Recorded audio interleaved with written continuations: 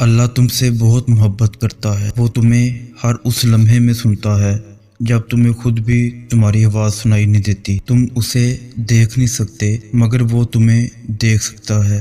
وہ جانتا ہے تمہیں پریشانی ہے، وہ جانتا ہے تمہارے قرب کو، تو پھر تم اس کے سننے پہ شک کیوں کرتے ہو؟ کیوں دل میں یہ وسوسے لاتے ہو کہ اللہ تمہیں دیکھ نہیں رہا؟ جو چیز تمہیں اللہ کے سوا کوئی نہیں دے سکتا اسے انسان سے کیوں مانگتے ہو؟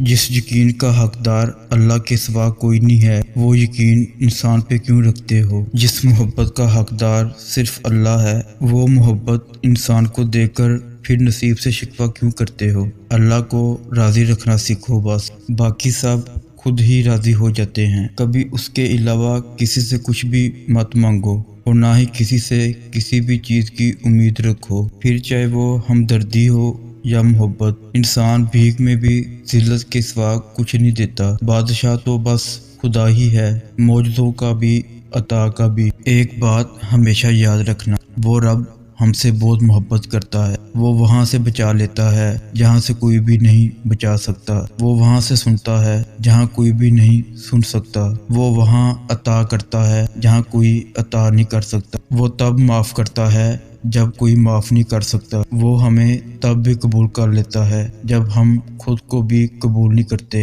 اس کی محبت پر آنکھیں بند کر کے یقین رکھیں، وہ آپ کو کسی بھی طوفان میں تنہا نہیں چھوڑے گا، وہ آپ کو تھام لے گا، بس اپنے رب سے جڑے رہیں۔ اللہ کی محبت کا مزہ چکھنا چاہتے ہو تو اللہ سے باتیں کرو، اللہ کو اپنی چھوٹی چھوٹی باتیں بتاؤ، اللہ سے ہی راز دنیا کرو۔ جب اس کے سامنے اپنا دل کھول کے رکھ دو گے تو اس دل کے دکھ کو سمیٹ لے گا، تمہارا بوجھ ہلکا کر دے گا، تمہارے دل کی گھبراہٹ کو سکون میں بدل دے گا۔